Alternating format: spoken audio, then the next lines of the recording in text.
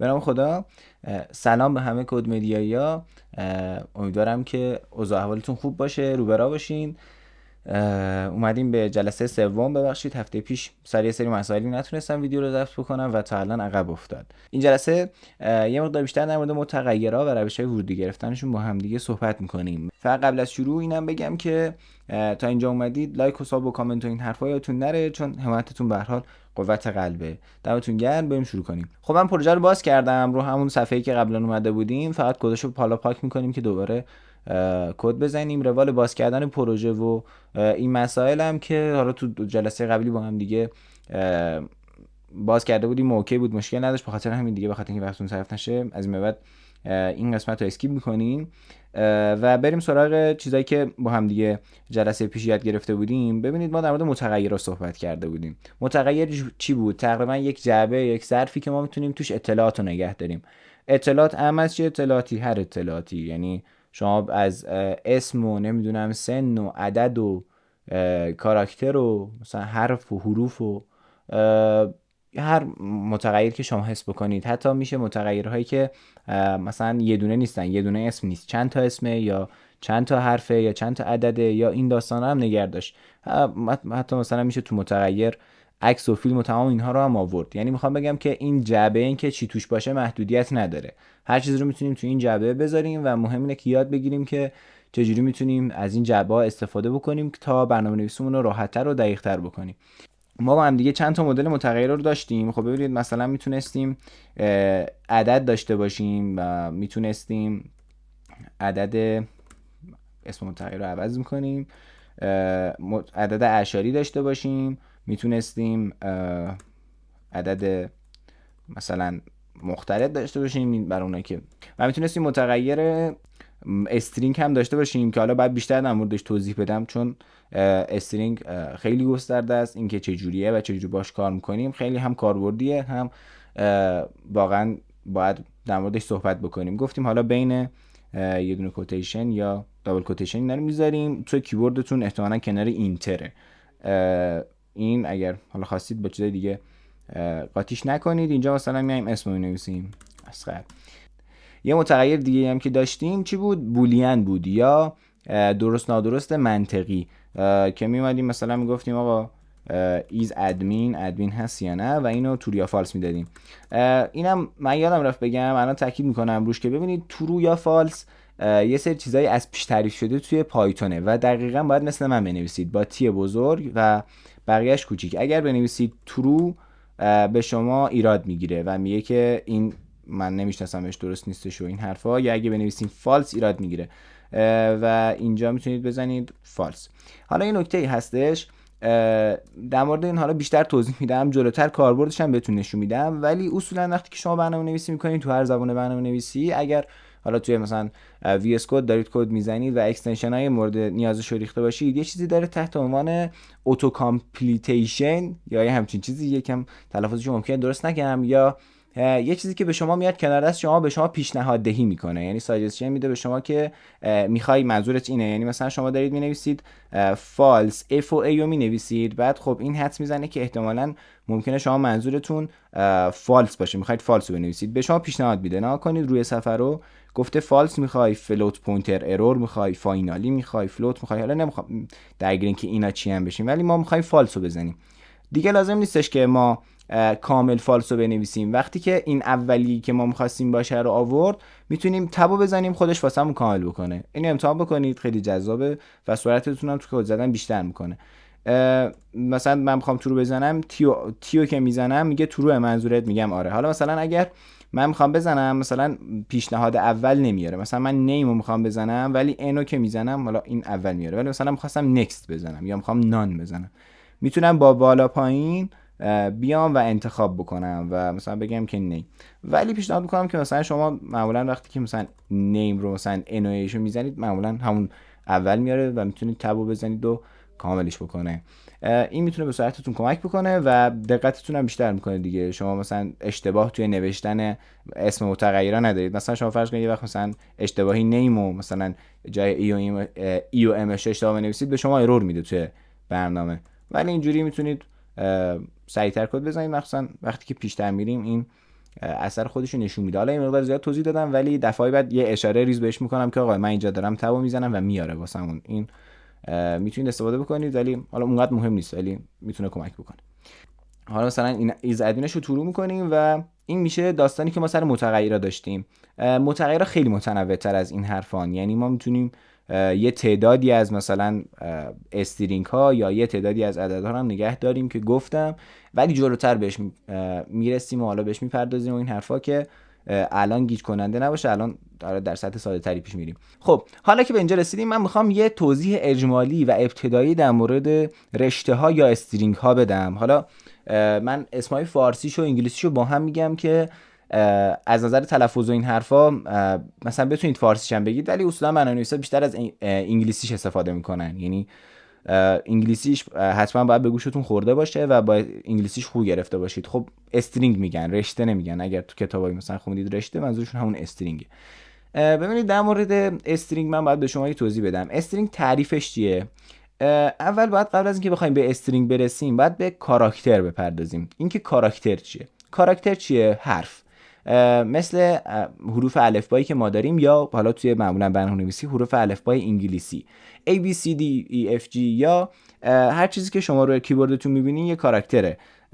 مثلا علامت درصد، نمیدونم علامت دلار یا دلار، دلار ساین میگن، قاطی کردم با هم دیگه، یا علامت هشتگ یا شارپ توی برنامه‌نویسی که بهش میگن شارپ، ادساین، یا همه اینا کاراکترن. عددا کاراکتر حساب میشن، یا مثلا حروفی که ما داریم همشون یعنی کاراکترن. برای که بیشتر با کاراکتر آشنا بشید، معمولا وقت توی برنامه‌نویسی چیزی که بیشتر بهش اشاره میکنن اسکی تیبله.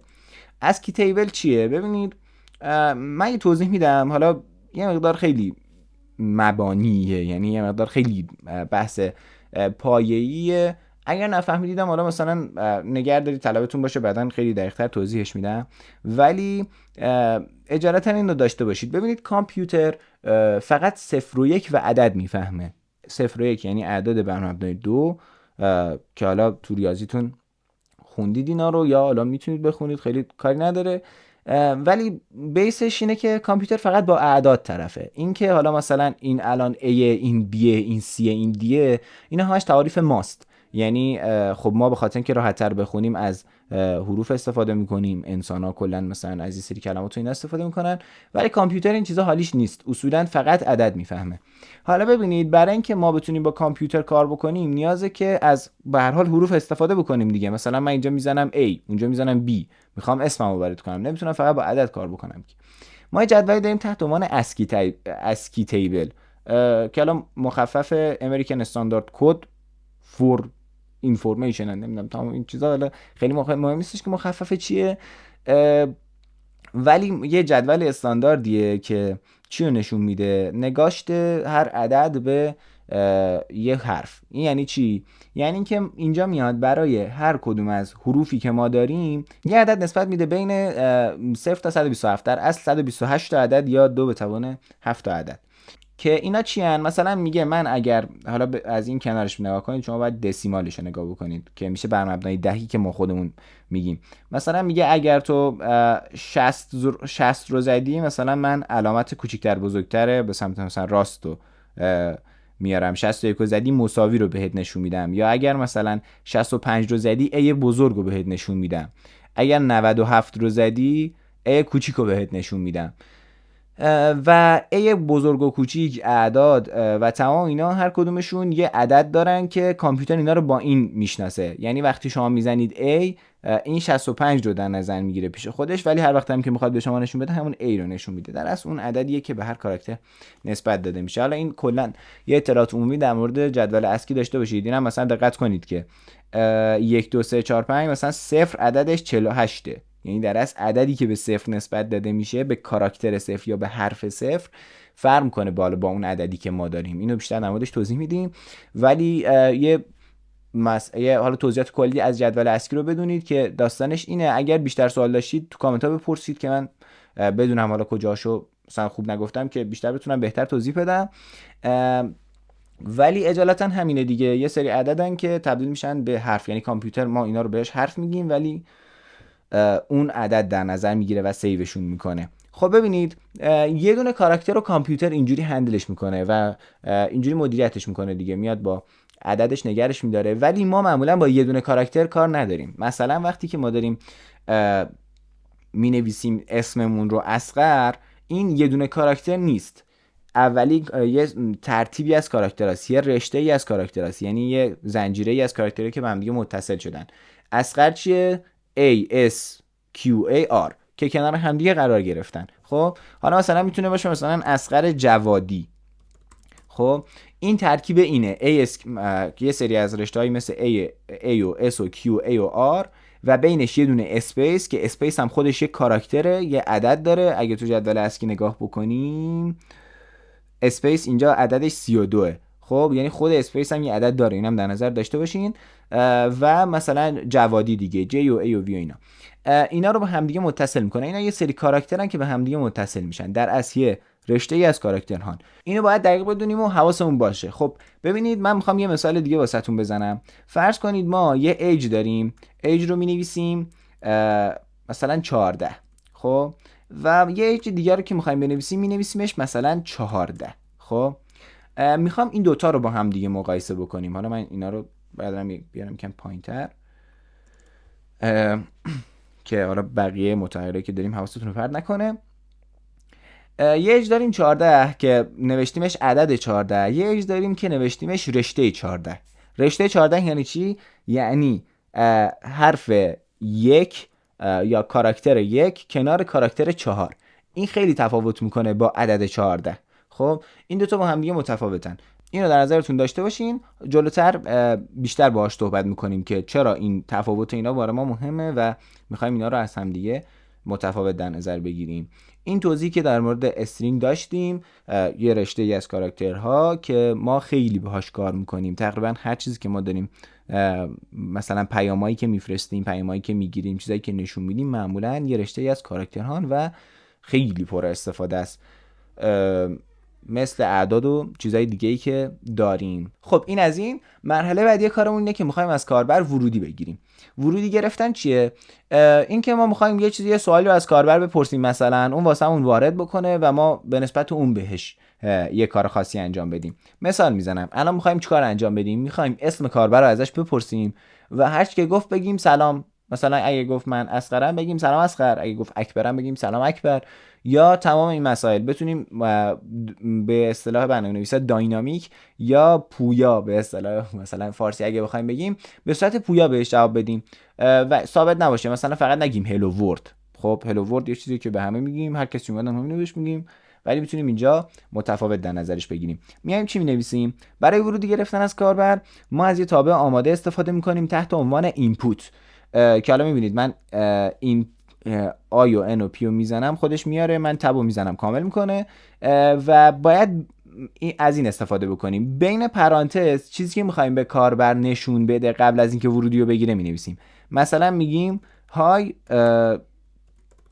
اینتر یور، اینجوری نویسیم اینتر یور نیم.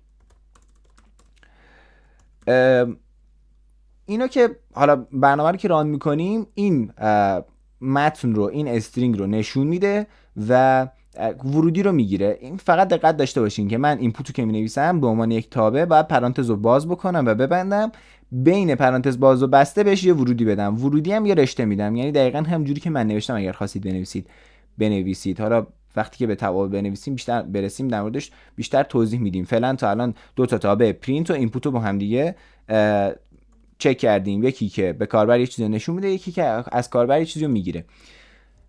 حالا اینپوت جوابی که از کاربر گرفته رو کجا میذاره برای ما؟ برمیگردونه. ما میتونیم بریزیمش توی متغیر، مثلا مینویسیم نیم و جوابی که اینپوت بهمون میده رو میذاریمش اینجا. در اصل من یه چیزی هم که میخواستم بگم و شاید فراموش کرده باشم این بودش که مثلا فرض کنید وقتی که ما داریم نیم رو مینویسیم، مثلا مینویسیم اصغر، یه تفاوتی داره عملگر مساوی از ریاضی تا اون چیزی که ما تو برنامه‌نویسی استفاده میکنیم ازش. تو ریاضی مساوی چیه؟ وقتی که مثلا میگیم یک مساوی است با یک، یعنی دوتا با هم دیگه برابرن، مساویان.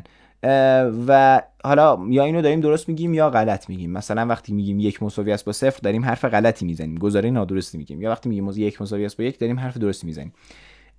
اون تو برنامه‌نویسی یه چیز دیگه است، یعنی اون مساویه رو 2 تا مساوی مینویسیمش که حالا خیلی مهم نیست، بهش میرسیم وقتی خواستیم که چک بکنیم. ولی یه دونه مساوی تو برنامه‌نویسی این کارو میکنه. وقتی که مثلا میزنیم اصغر مساوی است با نیم، اصغر رو برمی‌داره میریزه توی متغیر نیم. در اصل مثلا اگر یه ظرفی رو فرض کنیم که این متغیرمون باشه، وقتی که یک چیز رو مساوی با این قرار میدیم، حاصل اینو برمی‌داره میریزه توی این.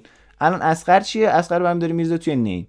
یا مثلا اگر ایج بود، مثلا ایج رو می نوشتیم مساوی است با مثلا 10، ایج تحت عنوان سن، ایج رو مساوی با 10 قرار میدادیم، مثلا 10 رو برمی داشت میریخت توی متغیر سن. حالا ما اینجا چیکار میکنیم؟ اینجا حاصل این تابع که قراره بره ورودی از کاربر برای ما بگیره میریزیمش توی نیم. بعد میتونیم مطمئن باشیم که نیم ما الان اون چیزی داره که کاربر زده. میتونیم یه بار بیایم خیلی خلاصه نیم رو پرینت بگیم، یعنی بگیم که یه بار فقط نیمش رو بهش نشون بده. اگر این رو ران بکنیم، حالا من میام این گوشه بالا علامت ران رو میزنم، زده ران پایتون فایل. حالا در مورد ران کردنش جلسه اول توضیح دادیم، میتونید مدل‌های مختلف رانش بکنید. ولی اینجا واسه من مینویسه های اینتر یور نیم، میگم که مثلا امیر علی. اینتر رو که میزنم پایینش بهم نشون میده. نگاه کنید توی خط اول قرار بود از من ورودی رو بگیره، تو خط دوم قرار بود به من خروجی اسم خودم رو نشون بده، خط اول برنامه و اینا. و اینجا این کار رو انجام داد. ولی من میخوام همجوری ساده نگه امیر علی، بگه های امیر علی، یعنی مثلا چطوری، مثلا حالت خوبه، نه یه سلام علیکی با هم دیگه داشته باشیم. میام مینویسم چی؟ میگم های به اضافه امیر علی. البته نه قاطی کردم. خب ببینید این چی کار میکنه. ببینید در اصل ما اینجا پرانتزش رو در نظر نگیرید، این همین چیزی که سلکتش کردم رو در نظر بگیرید. داره های رو اضافه میکنه به نیم. ببینید مفهوم اضافه کردن یا به علاوه توی ریاضی وقتی ما بین دو تا عدد داریمش دیگه، مثلا وقتی که میگیم که 10 به اضافه 15 کن، میاد دوتا رو با هم دیگه جمع میکنه، میشه 25. ولی توی استرینگ ها و رشته ها این پلاس معنیش میشه ترکیب کردن این دوتا، یعنی این دوتا رو بذار سر هم دیگه. توی انگلیسی بهش میگن کانکاتینیت کردن، یعنی اینا رو به هم دیگه وصلشون کن. اینم میاد همین کارو میکنه و فقط هم دوتا استرینگ رو میتونه با هم دیگه این کارو بکنه. مثلا شما یه عدد بهش بدید گیر میکنه، چون نمیدونه باید یه رشته رو با یه عدد چجوری جمع بکنه، چون این دوتا ذاتاً از هم متفاوتن. ولی وقتی که اینجوری میشه میاد میگه که آقا من یه دونه رشته اینور دارم، یه رشته اینور دارم، وقتی میخوام جمعشون بکنم این دوتا رو میذارم سر هم دیگه. من میام اینجا اینو قرار میدم. حالا که پرینت بکنم، یعنی حالا اگر برنامه رو ران بکنم، بزنین سفر کم تمیز بکنم، دوباره که ران میکنم میگه اسم دوباره تو من میزنم امیرعلی و میگه حالا های امیرعلی. ببینید یه نکته هستش، یه نکته خیلی ریز که بهتره بگمش. ببینید من اینجا یه اسپیس زدم بعد از های. در اصل رشته من الان اینه اچ بزرگ آی یه اسپیس های اسپیس. این اسپیس برای اینه که امیرعلی و های با هم دیگه با یه اسپیس جدا بشن. خب چون تو انگلیسی با هم دیگه با یه اسپیس فاصله میدیم دیگه. اگر من این رو نذارم ببینید چه اتفاقی میفته. من که میزنم امیرعلی، ببینید های امیرعلی رو با هم دیگه میچسبونه. بهتره که این اسپیس رو بذارید چون یه مقدار برنامه منظم مرتب‌تر میشه دیگه، اینجوری خیلی غیر قابل فهمه. پس اینجا اسپیس هم میذارم. اگه دقت کنید توی پیغامی که اینپوت قراره نشون بده و ورودی رو بگیره هم یه اسپیس گذاشتم که بین امیرعلی که من دارم واردش میکنم و این چیزی که اینجا هست یه فاصله بندازه. اگه اینم نذاریم میچسبونه. حالا اینو خودتون امتحان بکنید ببینید که اینجوری بهتره. معمولا یه دونه فاصله سمت راستش میذارن. و این میشه مدل ورودی گرفتن ما که ورودی رو میگیریم میذاریم و نشونش میدیم. حالا میتونیم اینو به لول بعدی هم ببریم، میتونیم چند تا سوال بپرسیم و تمام اینها که حالا اینا رو با هم دیگه انجام میدیم، برنامه‌های پیچیده‌تر رو هم دیگه مینویسیم. ولی نکته اصلی که میخواستم الان این جلسه بهش بپردازیم این اهمیت رشته ها بود و کارهایی که ما قراره با رشته ها انجام بدیم و خیلی این دنیای بزرگی دارن. یه نکته دیگه هم که قبل از اینکه تمام بکنیم بهتر بهش دقت بکنیم اینه که اینپوت تابع اینپوت و تابعی که قراره ورودی رو از کاربر بگیره همیشه ورودی رو به ما توی رشته برمیگردونه. حتی اگر شما بهش عدد بزنید، مثلا شما اینجا ورودی رو به جای اینکه اسمتون رو بزنید، بذارید صفحه رو تعویض بکنم، به جای اینکه اینجا اسمتون رو بزنید میزنید مثلا 14. خب این 14 که شما در اینجا بهتون برمیگردونه، این 14 اینجوریه 14. خب حالا یکم اینجا دارم خرابکاری میکنم، ولی این 14 در اصل فرق میکنه با این 14. خب حالا اینکه چجوری میتونیم اینا رو با هم دیگه تبدیل کنیم و اگه خواستیم از کاربر عدد ورودی بگیریم و اینا رو با هم دیگه صحبت میکنیم، ولی اینو در نظرتون داشته باشین که این 14 که یه دونه کاراکتر 1 به اضافه کاراکتر 4 با عدد 14 متفاوته. آره، و این تفاوت اینا باعث میشه که ما نمیتونیم با اینا مثلا اعمال ریاضی رو انجام بدیم. مثلا من نمیتونم این 14 رو با این 14 جمع بکنم، چون اینا دو تا جنس متفاوت دارن. اینم گفتم بیشتر در موردش صحبت میکنیم.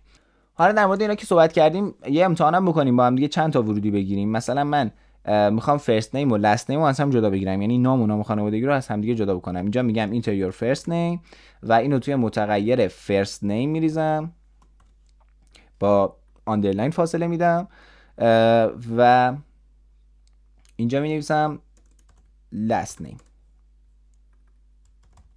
حالا من اگر دقت کرده باشین دیگه نیومدم کپی پیست بکنم، یه کار کردم که همون خط بالا رو تو خط پایین کپی کرد. این خب از خوبیای کد ادیتور دیگه، بهتون یه سری شورتکات میده که بتونین سریعتر کارتون رو انجام بدین. هر وقت که خواستین خط بالا رو تو خط پایین کپی کنین، فکر کنم اگر شیفت و آلت رو بگیرید، تو مک اینطوریه، حالا احتمالاً ویندوز هم همین باشه، شیفت و آلت رو بگیرید و پایین رو بزنید کپی میکنه پایین. میتونید چند تا کپی بکنید ولی حالا ما فعلا لازم نداریم.